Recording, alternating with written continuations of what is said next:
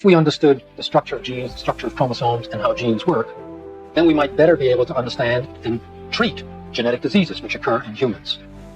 What if we could design our children, eliminate diseases before they begin, or even enhance intelligence and physical abilities? This is not science fiction. The once theoretical dreams of scientists like Dr. Berg are becoming reality. But with great power comes great responsibility. CRISPR is at the center of a debate that transcends science. It raises questions about our rights as individuals and our collective responsibility as a society. Where do we draw the line? This is the story of CRISPR, a revolutionary tool that has the power to reshape life as we know it. The journey from curiosity to groundbreaking innovation began in a monastery in Austria. In its garden, a revolution was quietly blooming. Gregor Mendel, a monk with a curious mind, cross-pollinated pea plants. He uncovered the secrets of heredity, laying the foundation for understanding genetic inheritance.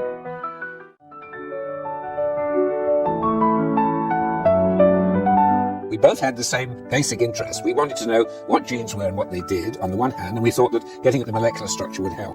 The world's first baby successfully conceived outside the mother's womb. So this solved both of those problems. It said, here's a way to make a gene or a piece of a gene you're interested in be a certain size on a gel. Dolly, who made her debut with the press today, is a remarkable sheep. She's the first sheep to be cloned. We're here to celebrate the completion of the first survey of the entire human genome. Without a doubt, this is the most important, most wondrous map ever produced by humankind. Imagine your body as a vast library, with DNA as the countless words in its books. CRISPR is a precise editor, able to correct errors in the genetic text, offering the potential to eradicate diseases, enhance traits, and push the boundaries of human potential. The possibilities are vast and daunting. Yet, this extraordinary power brings a complex ethical maze. The promise of disease cures and healthier babies is clear. In 1966, Dr. Simsheimer cast a prophetic gaze into the future, articulating a concept that would, decades later, shift from a speculative idea to an undeniable fact. We will surely come to the time when man will have the power to alter, specifically and consciously, his very genes. This will be a new event in the universe. Fast forward to November 2018. The world was stunned by the birth of twin girls with CRISPR-edited genomes. Two beautiful little Chinese girls named Lulu and Lala came crying into the world when Lulu and Lala was just a single cell. This surgery removed the doorway through which HIV entered to infect people.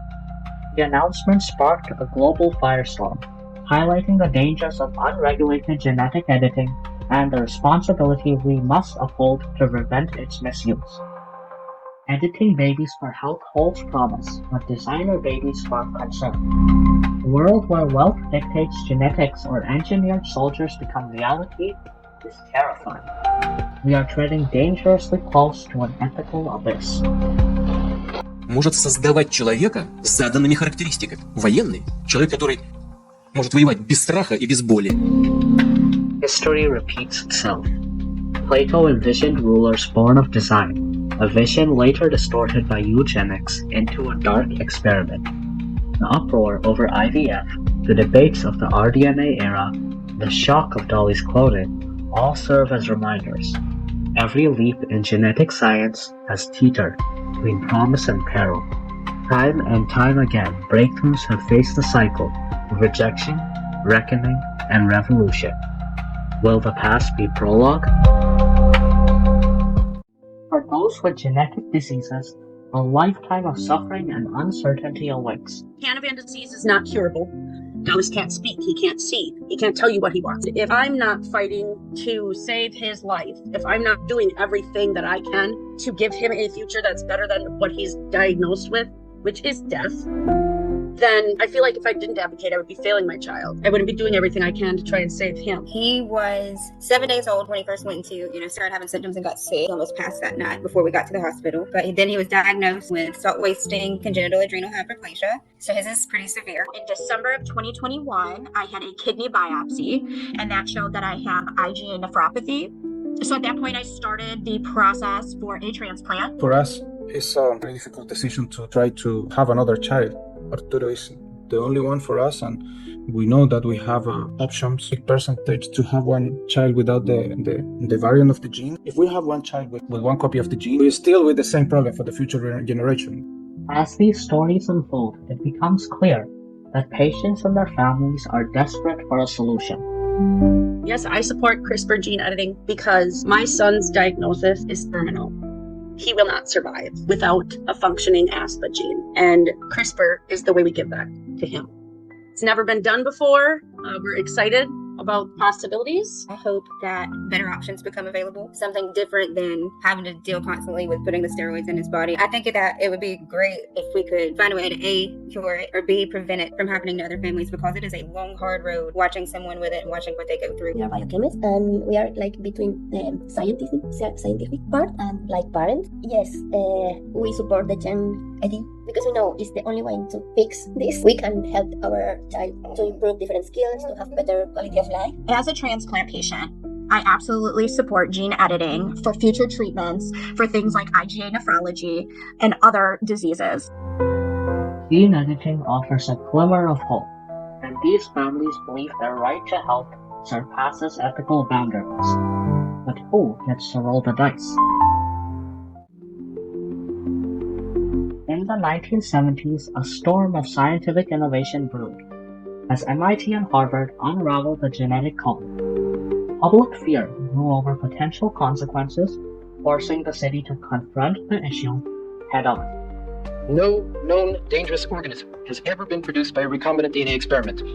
We have absolutely no intention of allowing work with organisms or with recombinant DNA that is known or likely to generate a threat to human life. It is very dangerous. It's very questionable. I think that the scientific responsibility, the action that represents kind of, defending democratic process, is to say no to the research until such a time as all the people have said, all the people in the public community have said, go ahead. Cambridge hearings marked a watershed moment, sparking a dialogue between scientists and the public. CRISPR-Cas9 has opened new scientific frontiers, with Nobel laureates Charpentier and Dutta advocating responsible research. CRISPR-Cas9 also raises many concerns about its safety and about ethical rightfulness to modify genes to such an extent, especially when it comes to editing the human germline, the effects of which we can never erase. Where do we draw the line? I would like to argue that we need to go forward with innovative research, especially in human medicine, not for the enhancement of humankind, but to better understand the fundamental mechanisms of life. So I feel that it's appropriate with guidelines to conduct research in those kinds of systems, even in human embryos. I don't think that it would be appropriate to use this technology, at least today, for any kind of clinical application in human embryos. Bioethicist Dr. Joan shares a nuanced view on the ethical implications. I don't think I'm the most supportive of modifying human cells, especially germline cells. I understand for very severe illnesses where there's a possibility of really ameliorating someone's suffering by modifying somatic cells, that there's a huge potential there. The idea of designer babies has been a bit overdrawn. I don't think parents are necessarily looking to create perfect children. I think they're often sort of risk averse. Global governance must keep pace with innovation, ensuring oversight without stifling progress. How can we balance regulations with patients' rights? Our responsibilities must evolve. As CRISPR moves from labs to clinics, we must weigh individual rights against societal responsibility. The choices we make about gene editing today will echo for generations. What future are we building? The CRISPR conundrum is not just for scientists. It's a challenge for us all. How will we balance the right to advance with the responsibility to protect what makes us human?